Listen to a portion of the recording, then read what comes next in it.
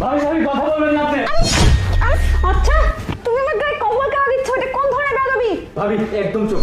আপনাকে আজকে সত্যটা দেখানোর জন্যই আমি আপনাকে কম্বল দিয়ে ঢেকে দিছি। সত্যি?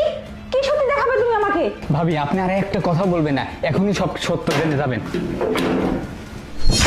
কি রে, তুই এখানে দাঁড়িয়ে আছিস কেন? তোর ভাবি কোথায়?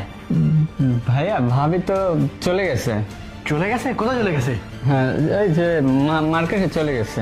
তুই মিথ্যে কথা বলতেছিস না তো আমাকে? আরে না ভাই, আমি সত্যি কথাই বলতেছি, চলে কাজ গেছে। কর, যা বাইরে যা, বাইরে গিয়ে একটু দেখে আয় তো। আচ্ছা ঠিক আছে ভাই, আমি এখন এখনই দেখে গিয়ে দেখে আয়, যা।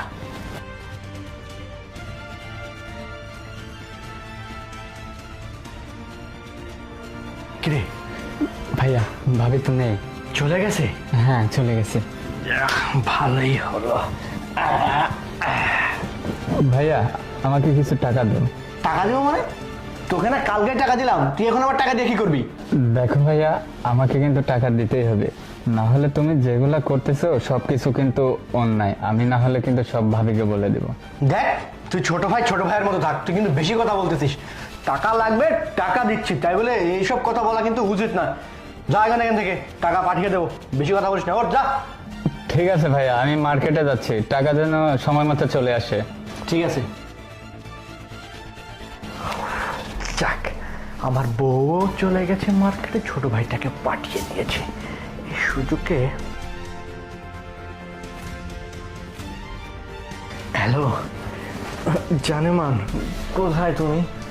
শোনো না, তোমাকে ছাড়া তোমার ভালোই লাগে না, বাড়িটা পুরোই ফাঁকা আছে, আসবে নাকি? তার মানে আমিরুল ঠিকই বলছিল, আমার সামনে আমার পিছনে এগুলো করে বেড়ায় অন্য একটা মেয়েকে। ছি, আমি কার জন্য কি করি? আমি কার জন্য এত কষ্ট করতেছি জীবনে? ছি ছি ছি। হ্যাঁ জানেমান, পুরো বাড়িটা ফাঁকা, বাসায় কেউ নেই, আজকে অনেক মজা হবে। আসতে বেশিক্ষণ সময় লাগবে না, তুমি আর আমি একসাথে একই বিছানায়। বেবি, কখন আসতেছো? হ্যাঁ হ্যাঁ, আমি সব কিছু নিয়ে আসছি, সব কিছু রেডি জানেমান। হ্যাঁ হ্যাঁ, কেউ নেই, আসো না এখনই। হ্যাঁ আসতেছি আমি, দাঁড়াও। আসতে তো হবেই তাই না? প্রিয়া, তুমি তুমি এখানে? হ্যাঁ আমি। কেন খুব অবাক হয়ে যাচ্ছ তাই না? ছি, তুমি আমার পিছনে এগুলো করে বেড়াও,